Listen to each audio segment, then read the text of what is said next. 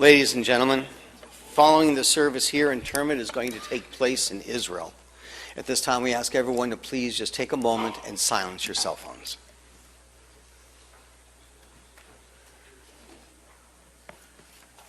אשר איש אשר לא הלך ביעצס רשועים ובדרך חטאים לא עמד, ומושב לעצים לא יושב, כי אם בשורס אנוי חפצו ושורסו יגע, יומם ולילה, ואוי כעת שוסו על פלגי מוים אשר פיו ייתן בעתו, ולילה יבוא וכל אשר יעשה יצליח, לא כן רשועים, כמוץ אשר תדפן רוח, על כן לא רשועים במשפט, חטאים ועדת צדיקים יודע אדוני דרך צדיקים ודרך שועים טובי.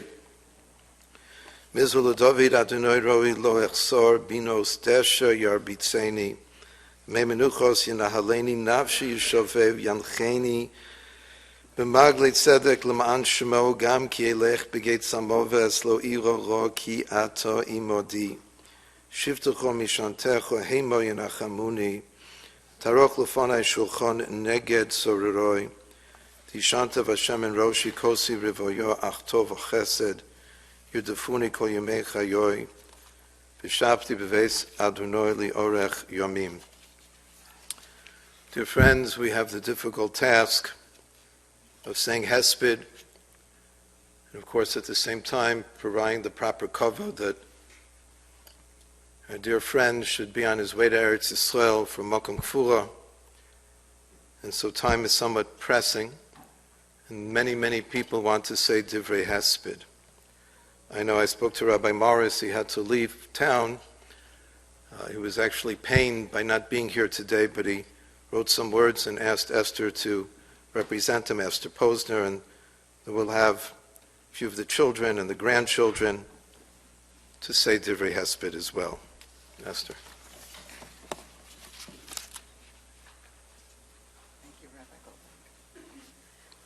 This is hesped for Dr. Bert Schreiber from Rabbi Yechiel Morris, his words, thoughts, and feelings, which I'm honored to bring to you. For the past 17 years, nearly every Friday night, I had the schus, the merit, to walk home from shul with my neighbor, friend, and mentor, Dr. Bert Schreiber. Often we would be joined by our fellow Kenwick Drive neighbor, Dr. Joseph Greenbaum, and in recent years, Dr. Craig Gertner. In addition, my children over the years would listen in and occasionally join in the lively conversations. From time to time as well, it would be just me and Dr. Schreiber enjoying each other's company. What did we talk about? What didn't we talk about? Divrei Torah, politics, our professions, shul happenings, the latest news on the block, a review of Bert and Rita's latest world excursions, an update on the family, the health and well-being of neighbors and fellow members, insight and ideas of Rabbi Soloveitchik, Rav Hirsch, Rav Kook, Chief Rabbi Jonathan Sachs, and so many other great Torah leaders and scholars, and the list goes on and on. How I would love listening to the latest news about Bert and Rita's ever-growing family and their children, grandchildren, and great-grandchildren's impressive list of accomplishments and achievements. Bert was so proud of each and every one of them. He couldn't get enough of talking about Shani's achievements and contributions in the field of Jewish education. He constantly expressed his admiration for Debbie and her family and their decision to live their lives in Eretz Yisrael and their deep devotion to Torah and Yiddishkeit. His face would light up when he would tell me of Avi's latest gigs and performances. He was so proud of Avi's success as a singer and would love to listen to him daven, entertain, and perform. And he would express his profound gratitude with Elisheva's skill and sensitivity at helping those in need in her capacity as a psychologist. In addition, with Kanahara's so many grandchildren and great-grandchildren, we were never at a loss for what to talk about. We would discuss what each grandchild was up to and how proud he was of every one of them. I particularly remember his report on spending Yom Tov in Vancouver with Meira and her family and the special time Bert and Rita had during that visit. Of course, on Pesach, during the walks home, I always had to share my personal time together with what seemed like an army of Bechhofers and various other family members. How special it was to see him surrounded like a regal king with his son, sons-in-law, grandchildren, and great-grandchildren on all sides. During the quieter Friday nights, he would also share his joy and heartfelt gratitude that his niece Ariella Nadell, her husband Mark, and their 4 sons lived in the neighborhood in such close proximity. As an added benefit, not only did he merit to see his brother and sister-in-law on a much more regular and consistent basis, but he also had 4 able-bodied, strong, and devoted nephews who each year would help him put up his sukkah. I would often use those Friday night walks for my personal benefit. From time to time, I would share with Bert the idea I was going to deliver in my drasha the next morning. I always welcomed his feedback with his constructive comments and suggestions. I recall one Friday night when I had a specific agenda. One of my children, let's just say, was not getting along well with his algebra math class. I would hear the recurring complaint of, why do I need to learn this? Of what use and benefit is this going to be to me in life? When it was just the 3 of us on this one particular walk home, I decided to take advantage of Bert's profession as a math professor at Wayne State to ask him how algebra benefits us as adults in our lives. Well, Bert was on cloud 9. He was in his element. Not only did we spend the entire walk home discussing the issue, but we remained outside his house for quite some time as Bert gently and patiently explained to my very inquisitive son about this vexing issue that was troubling him. Of course, Bert, who always generously doled out praise and accolades, saved his greatest thoughts of gratitude and admiration on those Friday night walks for his beloved wife, Rita. How he adored you, Rita. He was so appreciative for all that you did for him and the wonderful years you had together. What a special event it was when the 2 of you celebrated your 50th wedding anniversary together with family and friends in a most exquisite dinner right here in Birmingham. It was an event, Rita, that only you could pull off. The 2 of you just radiated with joy, hakaras hatov, and serenity for all the blessings that life bestowed upon the 2 of you. Since Bert's series of strokes during Pesach, the past few months have been quite lonely and quiet without Bert's presence on my Friday night walks. I, along with all of you gathered here this morning, still can't quite believe that Bert is no longer with us. It is surreal to even be here. We were so hopeful that he would soon return here to Detroit. We couldn't get enough of hearing updates regarding his rehabilitation progress. How special it was for many of us to have visited him the past few months. How comforting it was to see his face still radiated with his beautiful smile. He was so grateful for the visits, and as he always did throughout the years, he would shower us with expressions of gratitude and appreciation. Some of us were even planning for his return to Southfield. We hoped to dance and joyfully welcome him back to shul. What would we give to hear his contagious laugh? How special would it have been to hear his voice his expressions with his unique intonations, such as, "That's it, exactly, and wonderful." How special will it be for him to once again serve as a chazan and lead the davening. His voice over the years may not have been as gifted as Avi's, but few matched his sincerity, devotion, and devekus closest to Hashem that was expressed through his sanctified lips.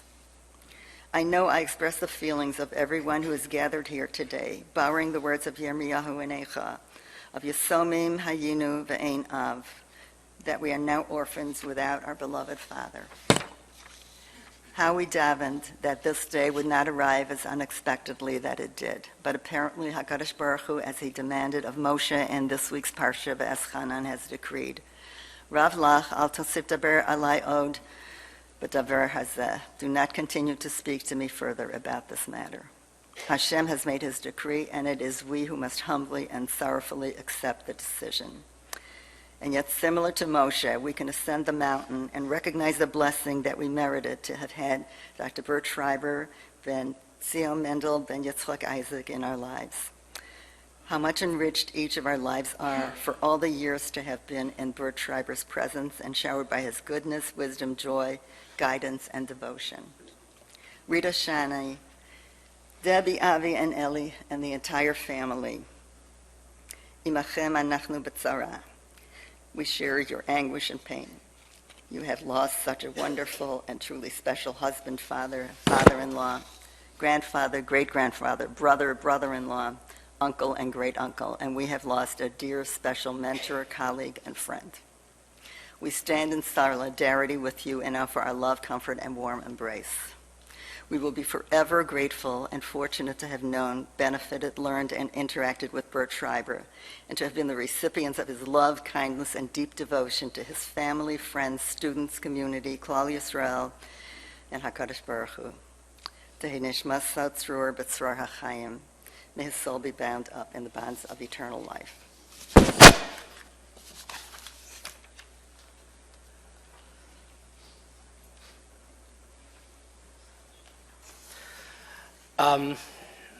I have not had the wherewithal to compose a well-composed speech.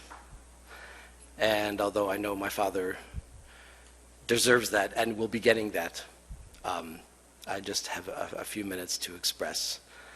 And I'm looking out at a sea of faces of people whose lives he touched, which is only a percentage that I know of the peoples whose lives he's really touched. And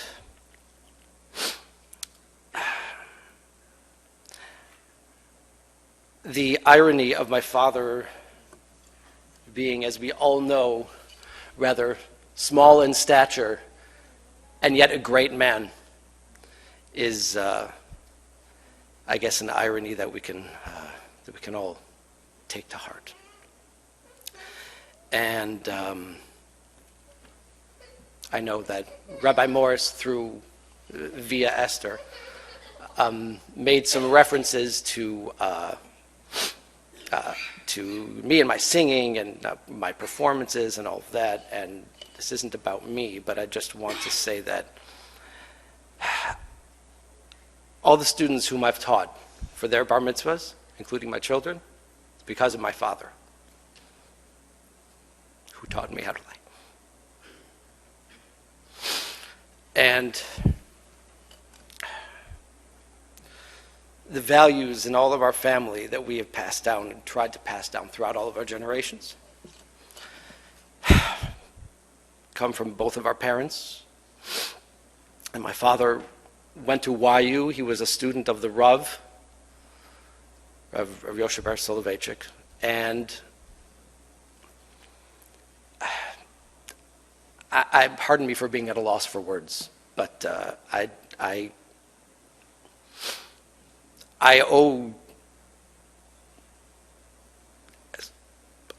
feel like I owe all of my Yiddishkeit to my father, which is not an insult to you, Mom, because obviously I owe it to you too. But as far as the practical, knowing how to daven, knowing the halachos, knowing how to conduct oneself as a Jewish man, he is my model, he's my hero. And I can say that, I do my best to pass it on to my children, and you kids, you have an amazing legacy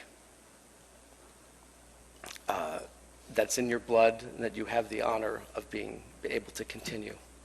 And I know you will. And I know that Saba was so proud of the three of you.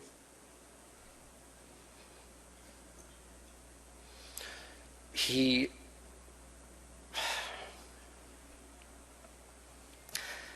has such an infectious smile, always had a smile for everybody. And as intellectual as he was, and everybody knew it, and that was a lot of the driving force in his life. Ironically, as a descendant of Hasidim, he was probably the biggest misnagid you could ever meet. He had tremendous emotion and tremendous passion and tremendous joy. And he lived his life with the goal of experiencing as much as possible. Just loving life. And it came out in his smile, in his sense of humor. I remember my father saying, we're sitting around the Seder table, I think, several years ago, and maybe more than several years ago, and I remember him pointing out, I love that our family has such a sense of humor. And I also know that I don't remember when this came out, but he told me, and I don't know if it was just me, that when he met my mom, he asked her when they got engaged if she would take this great journey of life together with him. And I know that one of the values that they've shared and that everybody knows, and that was even alluded to, is his love of travel. He would go to math conferences all over the world, and when he couldn't go to, when it wasn't a math conference, they would travel. And of course, sometimes in those math conferences, my father was at a conference and my mother was stuck trying to figure out some traveling on her own. But nonetheless, they shared that tremendous joy together. And even till the very end, he never lost his sense of humor, and he never lost his joie de vivre. And I was very lucky this summer that I was able to travel to see him as much as I did, and spend a lot of quality time with him. We were reading a book together that he really enjoyed, which was a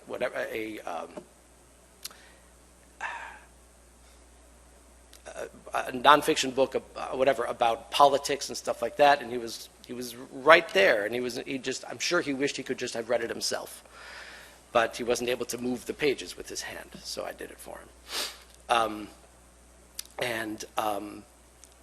He was fine and strong and moving upward, and then Sunday night they came to see him, and they had to turn him to shift his body, and he woke up and he was talking talking with the nurse and everything, and he was fine.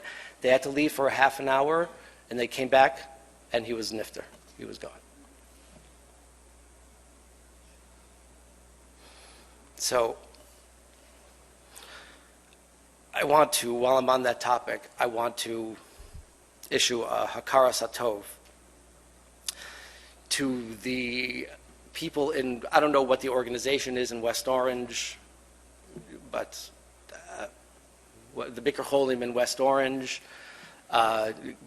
Geiger, is that his name?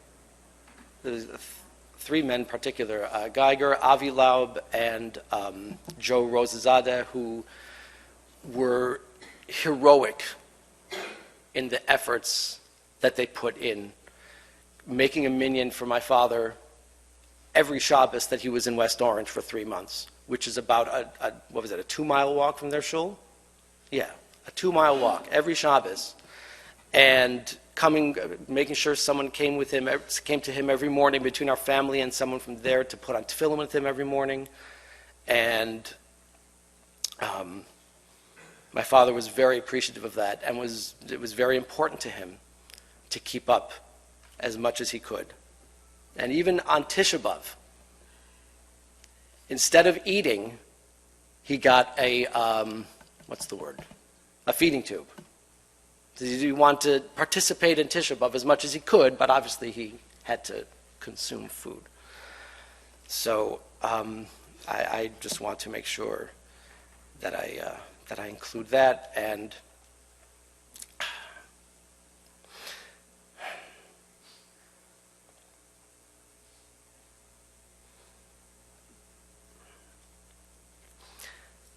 as small as we all used to joke about he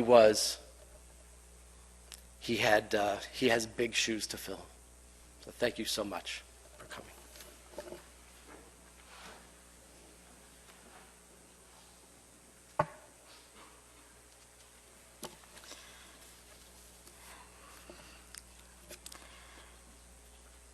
He was so proud of you, Avi. He always said that you were a really good father. Every Pesach at the Seder we say, V'hi she'amda. It is this covenant, a divine promise of survival, this mission that has kept the Jewish people for generation to generation. Loyalty and love and feeling the support of the strongest of forces, God. We lift our cups at the Pesach Seder when we hear these words, and we say these words, V'hi she'amda lavoseinu v'lanu. But this past Pesach, My father did not lift his cup. He could not lift his cup. And then his face turned ashen and he fell, collapsed at the Seder. And we didn't, for a few moments there, we didn't know if he would. It seemed like he was gone. And thankfully, he has a grandson who's a doctor who took care of him right away. And then when the next part of the stroke struck, his other grandson, Noam, was there with him to do everything that needed to be done, get him to the hospital. My father had a very severe type of stroke. It's called a pontine stroke. It's in the brainstem. Many people do not survive this stroke. V'hi she'amda, but he never stood again.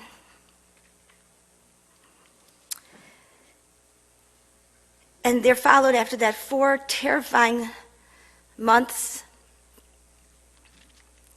a long journey. But in retrospect, those months were a gift. I really feel that way. All of us were able to have the chance to stand there for him, to be there for him. And whether in person or as he knew that each and every one of you was praying for him, I would send him emails and videos from the shul that the rabbi took of you guys davening for him. So V'hi she'amda, this has helped keep me and keep our family strong and just standing, putting foot in front of foot through these difficult months. What is it that kept us going? Our father's steadfastness, his strength, his smile, his courage to fight like a lion. He kept us going. And being in his presence kept us full of hope. You think that you're supposed to keep the person who is ill full of hope. He kept us. He stood us up. So my father was forced into retirement. What did he do with that time? What did he want to do? What did he enjoy? As has been said, he wanted to daven. He made sure each and every time. If it was evening and somebody left, he said Mariv when he could talk. Or he wiggled his eyebrows. And because that for a while, that's all he could do is just wiggle his eyebrows to convey. But he wanted to make sure we daven with him. And after, if I did a nice, good Shemona Esrei with a little bit of, with enough kavanah, but didn't take too long, he would give me a nod, or he would say very good to me, so I knew I did a good job. As has been said, he was a man of reus and ra'ayon, social and also a lover of ideas. Beautiful ideas, mathematical ideals, perfect Torah explanations of a Talmudic passage or a verse a biblical verse. He loved that perfect concept. He really derived joy from it, but he also loved people. He loved people. He loved being around people. He wanted to lay tefillin. It was very important, as my brother said. One time, Uncle Billy, who unfortunately is too ill to make it here today, and we davened for him, but he was such a good brother, and Auntie Miriam was what they did for my father for all this time. And my uncle is a physicist, my father's a mathematician, and my uncle was trying to put tefillin on him, which I guess is hard from a different angle, and he says to my father, "This is a topographical problem." They smiled at each other. I remember his smile, as we all do, and his solemn gaze. And it was that combination of his utter devotion and seriousness, as well as his joy, that made my father such a unique person and gave us so much. I want to say a few last things. My father meant every word he ever said. How many of us can say that? He loved his family, he loved his children, his grandchildren, he took pride in everybody's accomplishments. He loved his community. He spoke about all of you and about coming back, and I heard him and my mother talk about how special their community is and their shul and the people and their friends and what they want to come back to. He loved learning, praying, reading books, encountering ideas to his very, all the way to the end, throughout these months. He kept positive. He took care with his words of the nurses. He was kind to them. He took care of the nurses' the feelings, the relatives' feelings. Every other person that came in contact with him, he was trying to eat a little bit. He told me once, he confided that he ate a little bit faster than he was supposed to because he didn't want to trouble the person who was feeding him, let's say, make it take too long.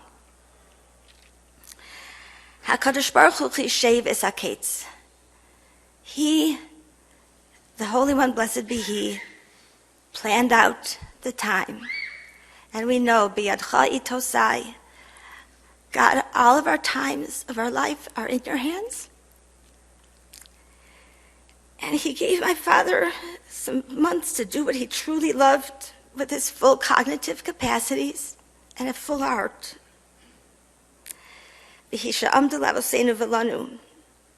My father's model will keep us all standing steadfast and true.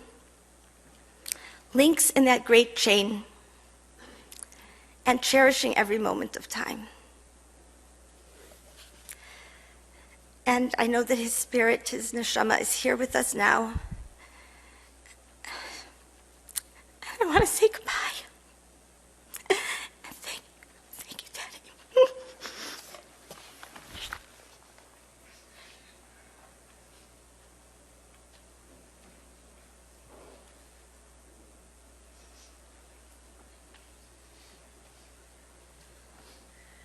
Okay.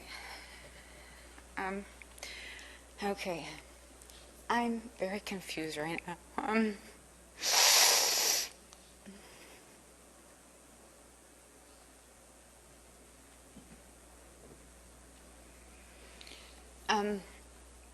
I think what I wanted to talk a little bit about was, Avi and Johnny both talked about this time that we had, these 4 months. And I want to talk about one particular aspect of that, which is the time when he couldn't speak. I saw Father for the first time after he had this major stroke at Newark Hospital, and he looked horrible. He looked totally terrible. He was slurring so bad. You have to be his wife or his child to really spend the amount of time and energy that it takes to figure out what it is he's trying to do. And we always did. There's no question. That's what we always wanted to do. If it looked like the nurse was coming out of the room and he was going to say something, we needed to know what it is he's going to say. And at that time, he got sentimental, and he told me about being proud of me and my siblings. The doctor came in and started saying that they thought that maybe he had this pontine stroke. And my dad turned to me and he said, "Well, it can't win them all." This is a really dad thing to say.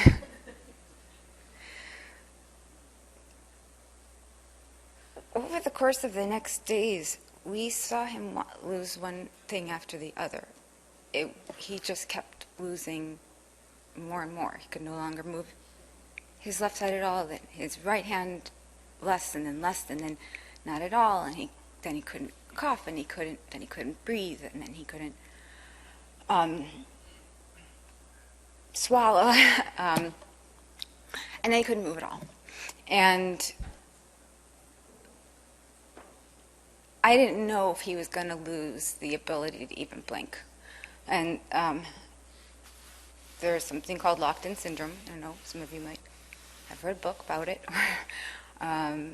When people are 100% cognitively intact and cannot communicate anything to the world, not even a yes or no. And I felt like every time I was seeing another thing, I felt like I wanted to throw up. I just couldn't. I didn't think I'd ever seen anything so disgusting in my whole life.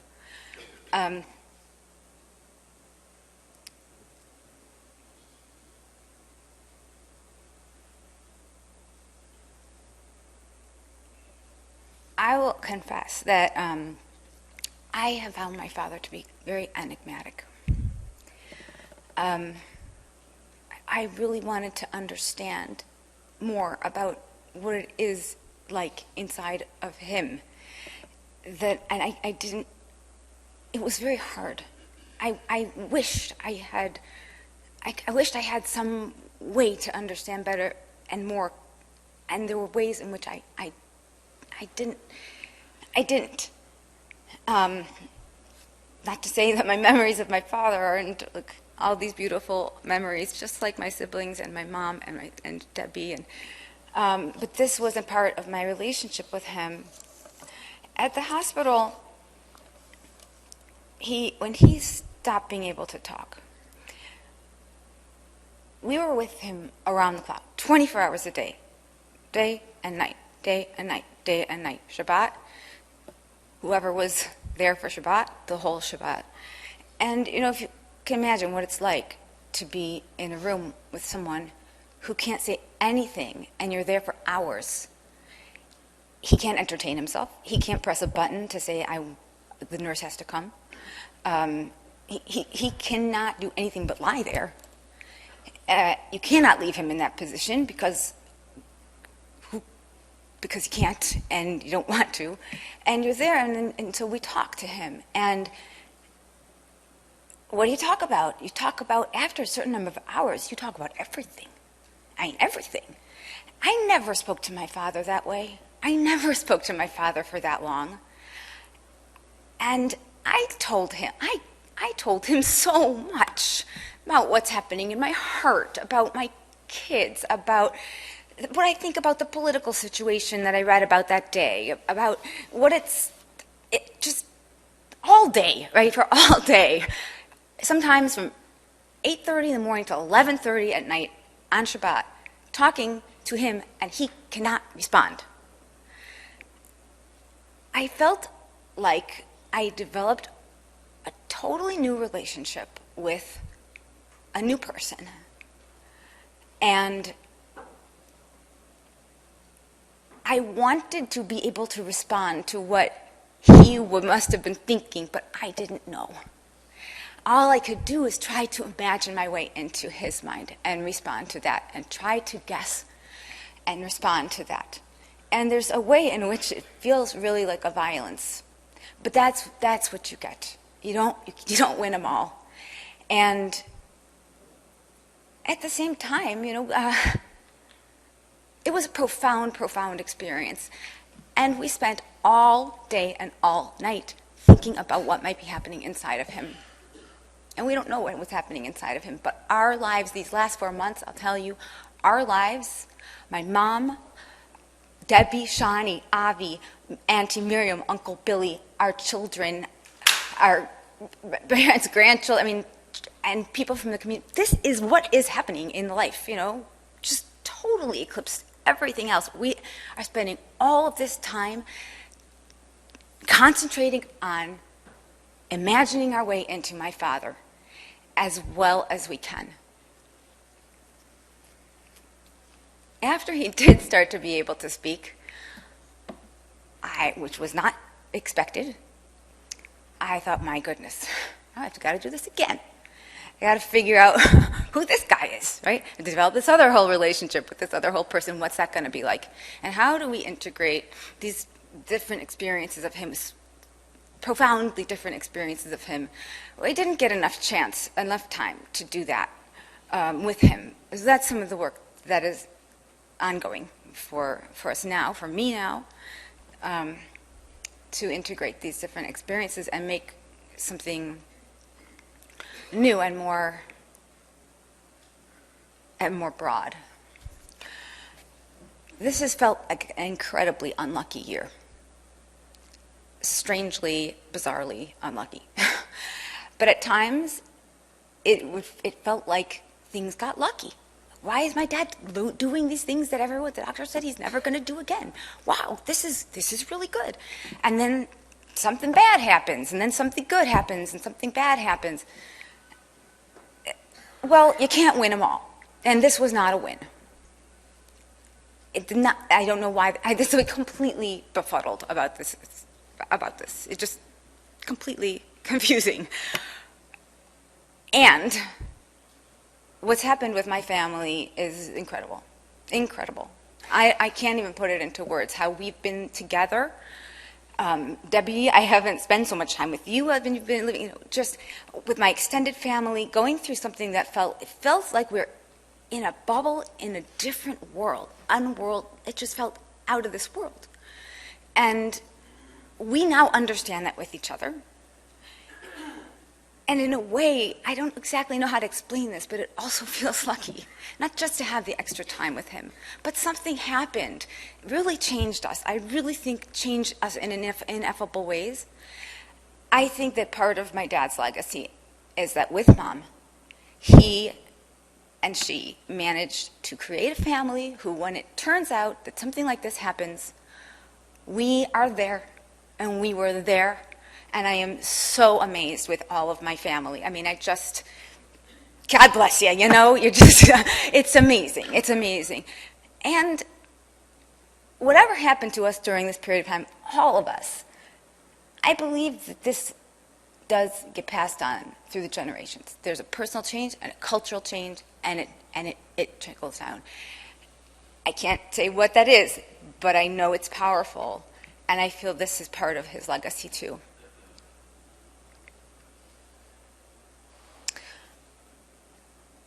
That's it. That's what I got to say. I'm going to ask now for the grandchildren to come forward, I'd like to say.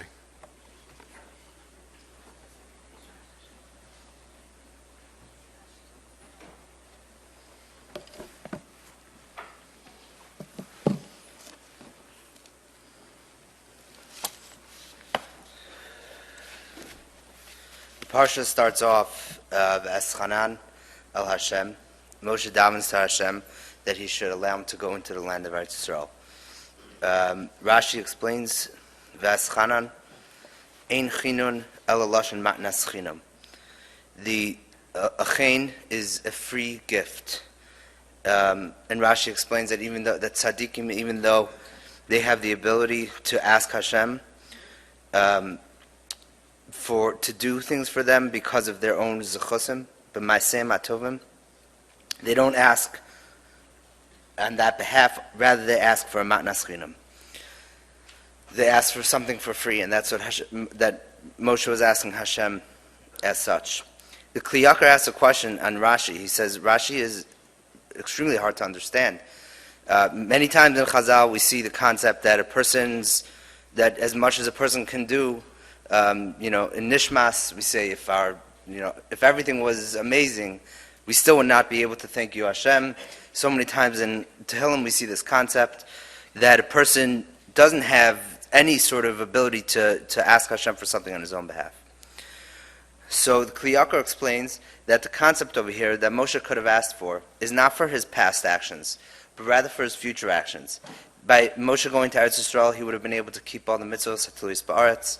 He would have been able to build the Beis Hamikdash, and he could have asked Hashem for those chosim, on behalf of those chosim, but he didn't. He asked Hashem for a matnas chinam. I think what we lost most about Saba is the ongoing ability to learn from him, the daily lessons about how to interact with people and how to be a Torah true Jew. The Parsha goes on, the Parsha says, Vasisar hayashav v'atov b'nei Hashem. The Ramban explains that this concept of Vasisar hayashav v'atov is a pshara of lifnim shuras hadin. And the idea is, because even though there's so many mitzvahs in the Torah that Hashem commanded us to keep, but still there's another thing. There's something called Yashar v'atov be'enov, because Hashem is Yashar and Tov. It's impossible, the Ramban explains, for the Torah to dictate to a person every action he should take, Rather, the Torah says, Vasisa Yashar Tov. A person must emulate God and be a Yashar and Tov. That was the epitome of what Saba was, Asisa Hayashar Tov. I think everyone in this room will recognize that fact. The pasuk continues. The next pasuk, the next parsha is Ki Yishalchov Mincha Lemor, the parsha of the Haggadah that we read on Pesach. And obviously, in our family, Pesach was the highlight. Saba sat there and led the Seder, as we all know. And I think that the reason why these two parshas are next to each other is because the only person who could truly lead a Seder is someone who's a Sisa Yashar Tov, someone who could pass that on, and that's someone who could effectively pass the torch of the Masorah to the next generation, someone who's a Sisa Yashar Tov like Saba. There's a famous story with Rabbi Yaakov, that Kamenetsky, that he was on a bus once, and his children were giving him a lot of respect, not sure exactly how, and someone came over to him, a non-Jew, and they asked him why his children gave him so much respect, whereas many times other nations don't have that idea of respect for elders. And Rabbi Yaakov explained that the reason is because in the secular world, the idea is progressive. Each generation is moving more into the future, and that's a great idea. And of course it's true. But in the Jewish world there's another concept. There's a concept of Har Sinai, the revelation of Hashem on Har Sinai to our forefathers. And each generation older than us is one step closer to that revelation. And therefore, we have to provide that respect so that we could learn from them how to live our lives. Baba and Saba taught us this lesson, how to be Torah true Jews, what it means to have a deep commitment to Torah and its values. Saba always spoke up when he thought something was wrong, and he always was pleasant, and he always spoke up when he thought something was right. We're going to miss you, Saba. I'd like to ask Mechila if I ever didn't give you the proper amount of honor or anything else.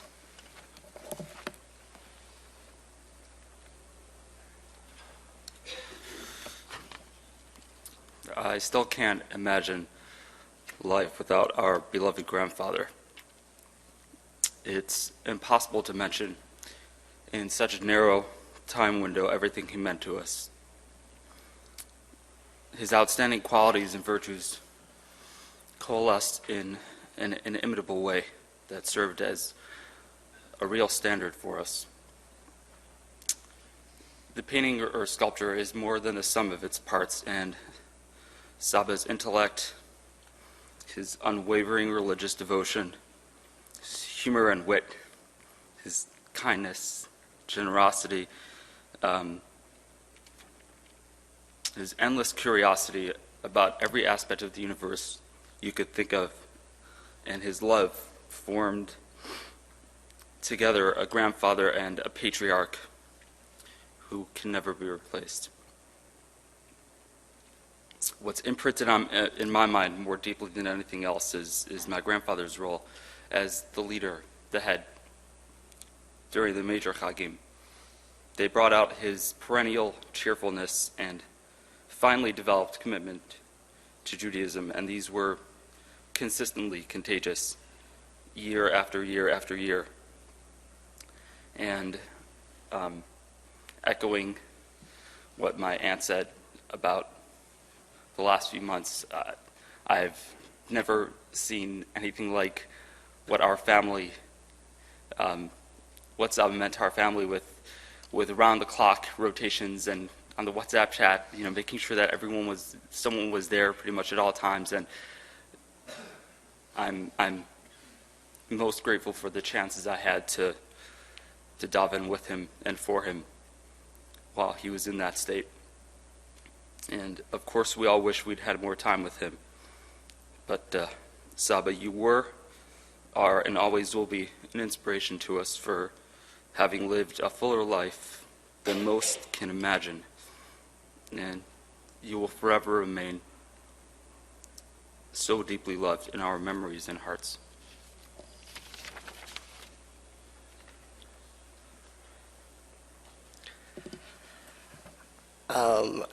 I hope you'll understand me. I grew up in Israel, so my English is not so good. I wanted to point out two points I think that I would like to talk about. So the first is growing up. So it was always like when Baba and Saba would come visit, it was like another holiday.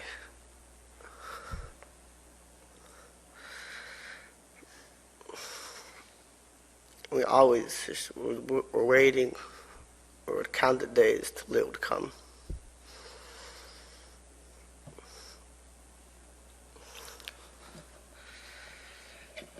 It was like, and I remember I was hoping I would be sick when they would come, just to spend more time with them, not need to go to school.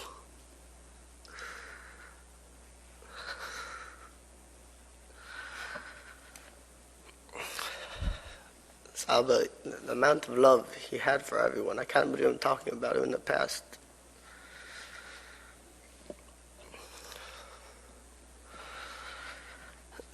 The care, he would care for each one of us. And I felt like I didn't get enough time to spend with him because, you know, I was in Israel, so I didn't get enough opportunities. So I wish I had some more. And then I came, so that was just like as growing up. But recently, around Pesach, I came here. Came here for a longer period. I came here to study in yeshiva, and so at the Seder, then Saba just collapsed in front of our eyes.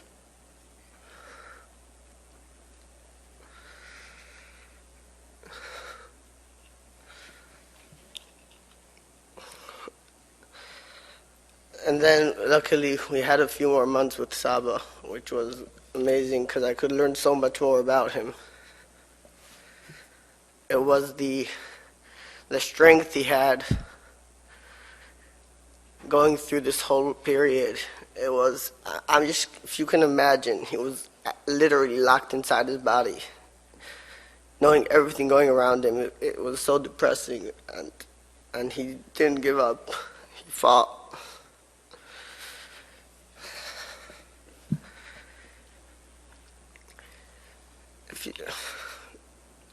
I was just with him over Shabbos, this past Shabbos, and it was like it was so hard, and you know, like sometimes he was in a very uncomfortable position, and he needed people to help him find his good position. And they saw many times that they didn't get that whoever was doing it did not really do the right job. But Saba never let them feel bad. He was like, yeah, I'm feeling great. And I could see that it's not true. But he didn't want to let anyone feel bad. He would make sure that everyone felt 100% fine, and never wanted people to be hurt because of him. All right, I think that's what I'm going to finish here. Saba, I'm going to miss you.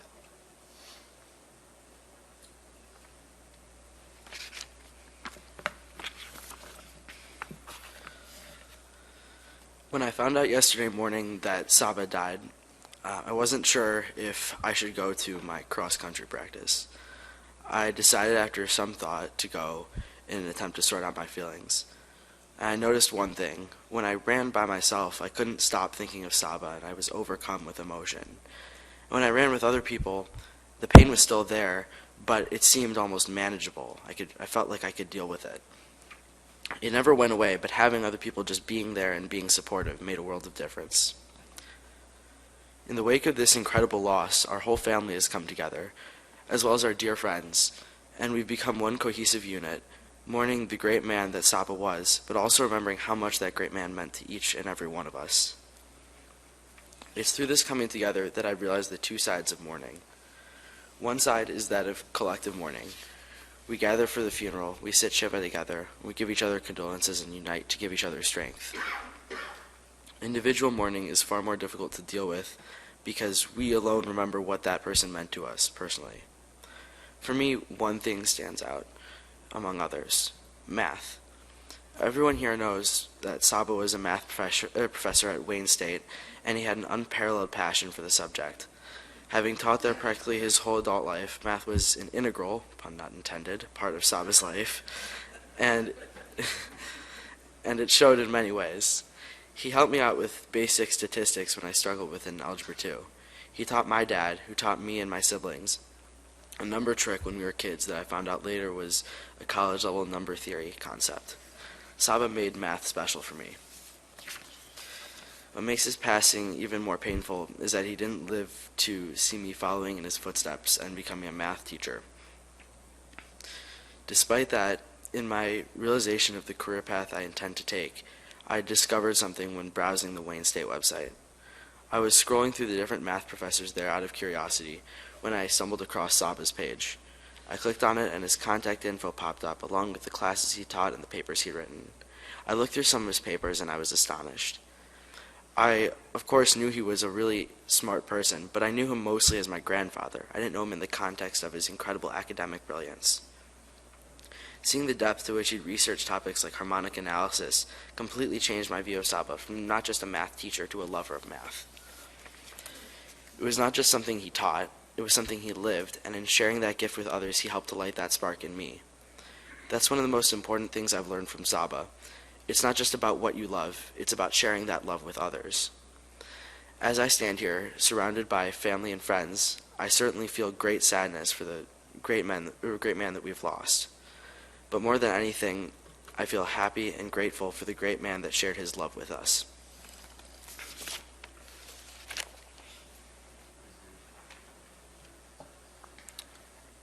So I just ran up just now.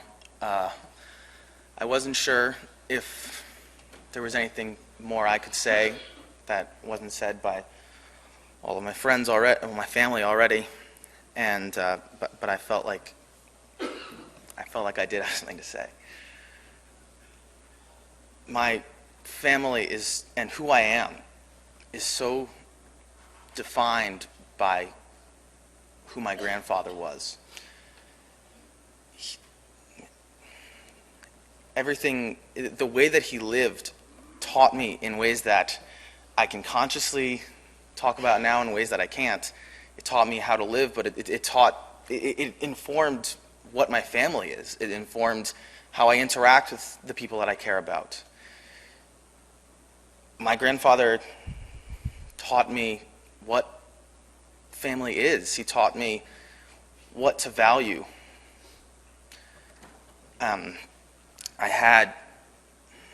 I was lucky to have this time to spend with him in the past few weeks.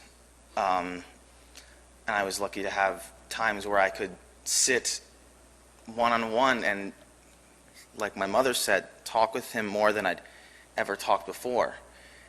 And it really solidified for me. This was not something that I brought up for this. I was thinking about this a week ago. It solidified for me what my grandfather means to me in terms of how I live my life, in terms of what I care about. It's incredibly important, and I guess the most important thing that I feel from him is that he lives through me. He lives through my family. He lives through all of us, because he was not a quiet person. He was not a person who did not want the ideas that he found important to be expressed throughout his family. He wanted us all to know, and he lived his life in a way that we did know.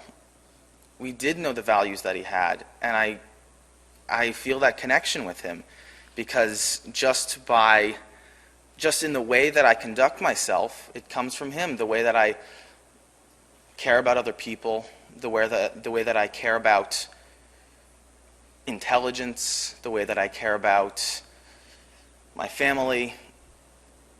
The values, they didn't come from nowhere, and I can trace them so directly back to him. And in talking with him, I felt this sense, more than I ever had before, that he somehow had a part inside him for every single member of his family, which is something I never, ever understood. Because his family is so huge, so vast, it takes up every facet of life. I didn't understand how someone could leave room for all those different people and for where they were. And he did. He was thinking about all of us.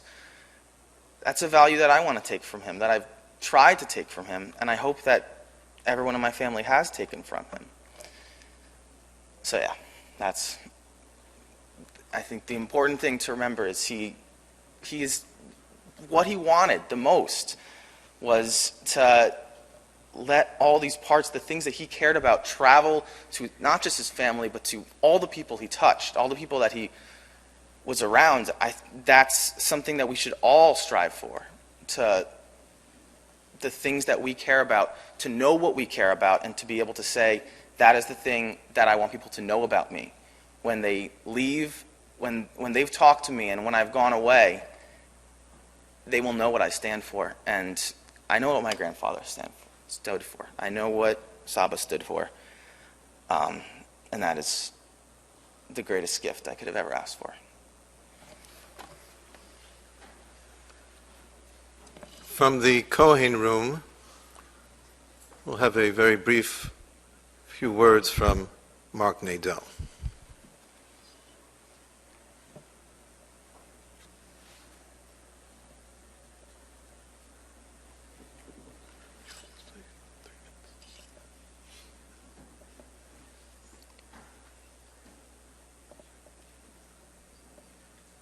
Apparently there's some type of technical difficulty, so we're going to switch that order. We'll ask for a brief presentation from Rabbi Bechhofer.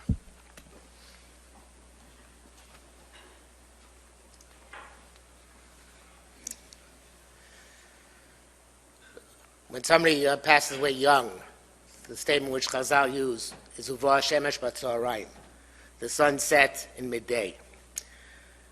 About Dad, we can say also the sun set in midday, not because he was young, but as so everybody mentioned before, because he had Oras Panim. He was a son.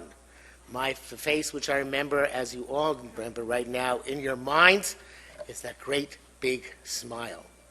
And the Oras Panim of a person who had Simchas HaChaim, who had great happiness in life, in all aspects of his life.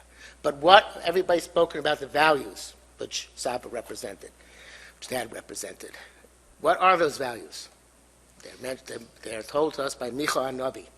Micha says, "V'torah Hashem Elokecha doresh mimcha, ki masos mishpat, avos chesed, v'tznei alecha sim Elokecha." Baruch Hu asked about all of us only three things, and they're exemplified by Dad.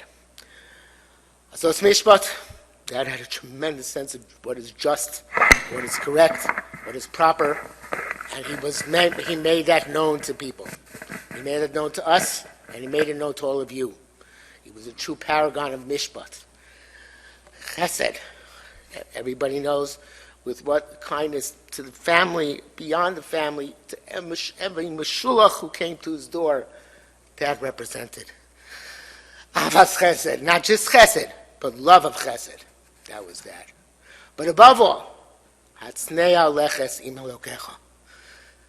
Going modestly, with humility, with dignity, but without airs, without any sense of self-importance, but any sense of his own vast greatness.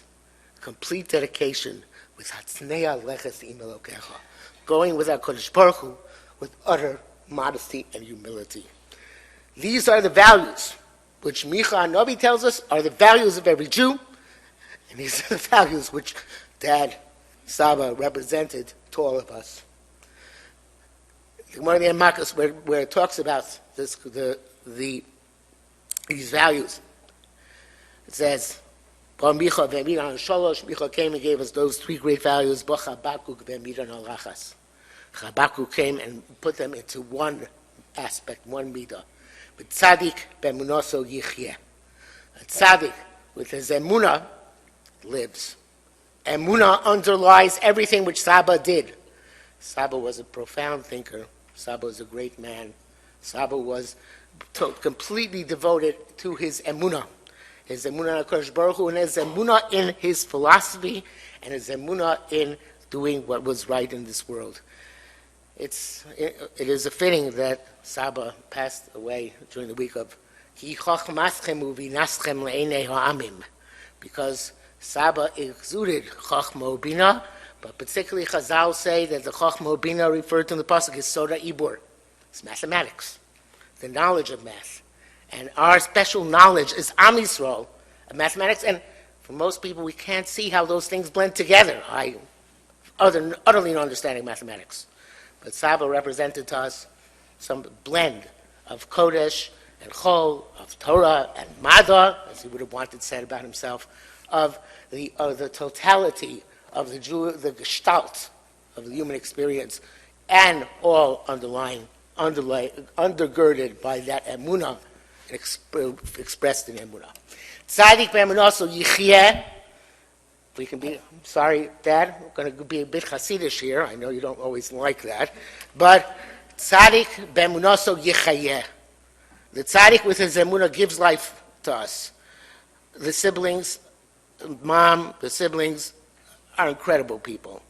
The kibbud of the aim, and I mean of the aim, which have been manifested by the siblings, the four siblings these past few months, is unbelievable, extraordinary, beyond all measure. And Dad, I asked Mechila that I was not necessarily on their level in any way, shape, or form. Although I should have been. And this is a family of rugged individualists. Just if you think about it, there's Baba and Saba, Yiddish and Hebrew. And again, went on my generation too, somehow. And this is, everybody here is an individual and has a special, unique perspective and a very strongly held perspective. And these all are aspects of Saba. Like the Talmidim of Rav, each took one aspect of his life and made it their aspect. But together they're one cohesive unit. And it's something which we all, myself, my children, my nieces, my nephews, we should all admire the four siblings and Mom for all this unique, special devotion and connection.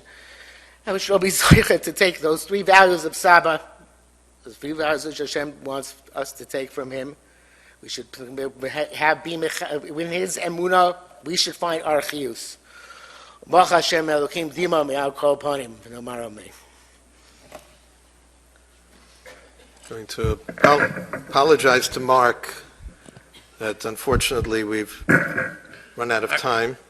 Mark, if you can just maybe just a few words. Sure, I'll make it very, very quick. Okay. Ariel and I have truly been fortunate to have raised our children with Uncle Manny, such an integral part of our lives. I simply can't remove the image of Uncle Manny coming to our door to deliver birthday presents or to deliver Aunt Rita's beautifully prepared shalach manot. He would grasp my kids' hands and begin to dance. Yes, dance.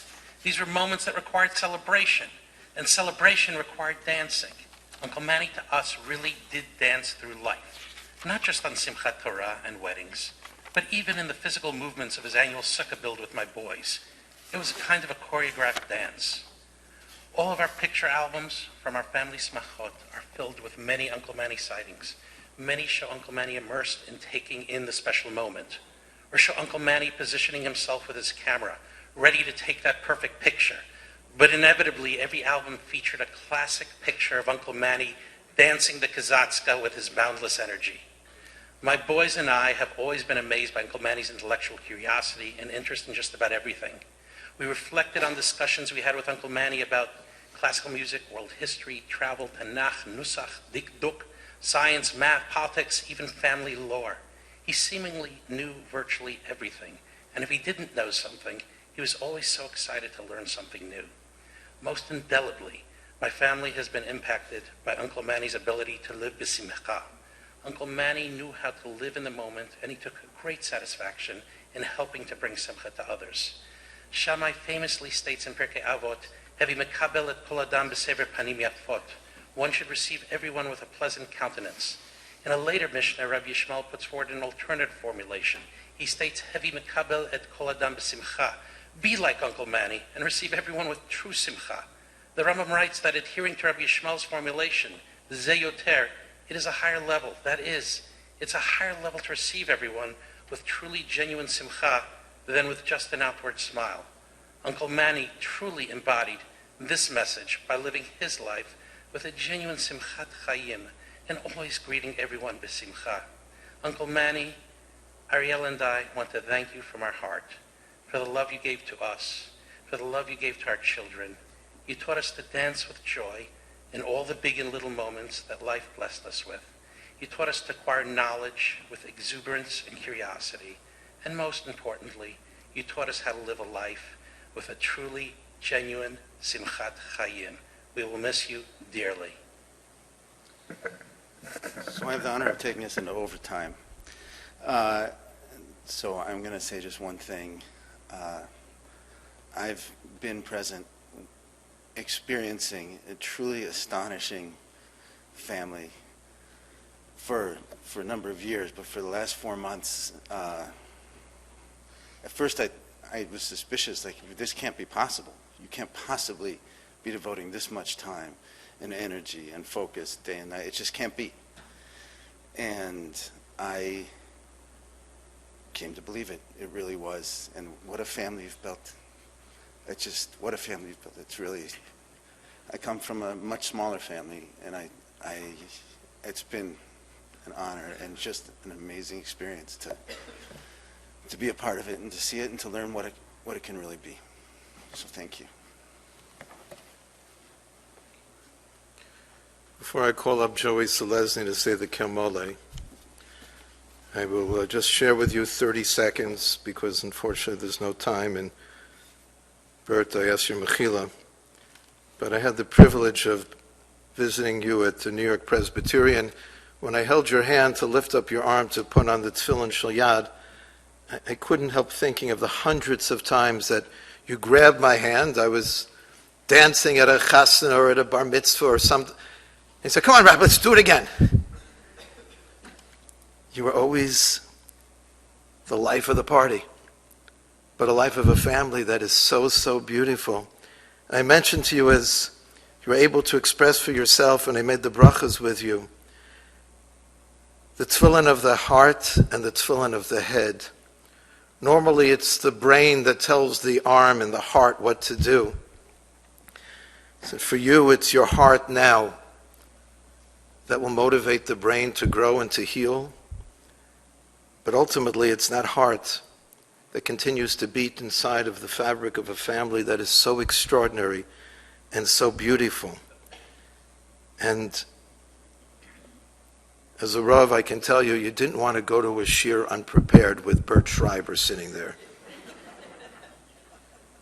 because you were never quiet. You were never quiet. You always had something to say. But I suggest to you that in the world of mathematics, there's a concept of the infinite. And you are now part of that infinite. And I promise you, knowing your family and your community and the people who loved you, you still won't be quiet. Your voice will be replicated in children and grandchildren and great-grandchildren, Dori Doros.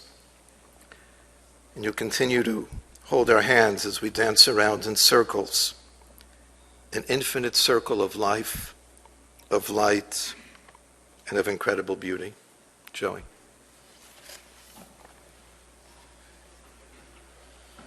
Please rise.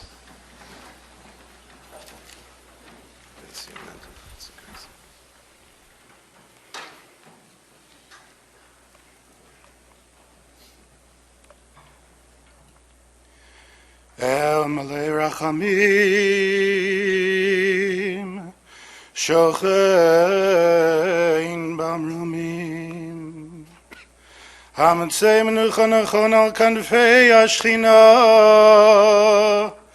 B'malos Kedoshim Utorim, Kizor Harakia Masirim Es Nishmas, Ben Zion Mendel Ben Yitzchak Ezek, Shalach L'olamo, Uvir Shanachnu Mispalim Bad Heskaras Nishmaso, B'gan Eden Tei Menuchaso, L'chein Baal HaRachamim, Yas Tireu B'Seser Kanafav Leolamim. Vitzor HaChaim Es Nishmaso, Adonai Hu Nachalaso, V'yanuach B'Shalom, Al Mishkavo V'nomar Amen.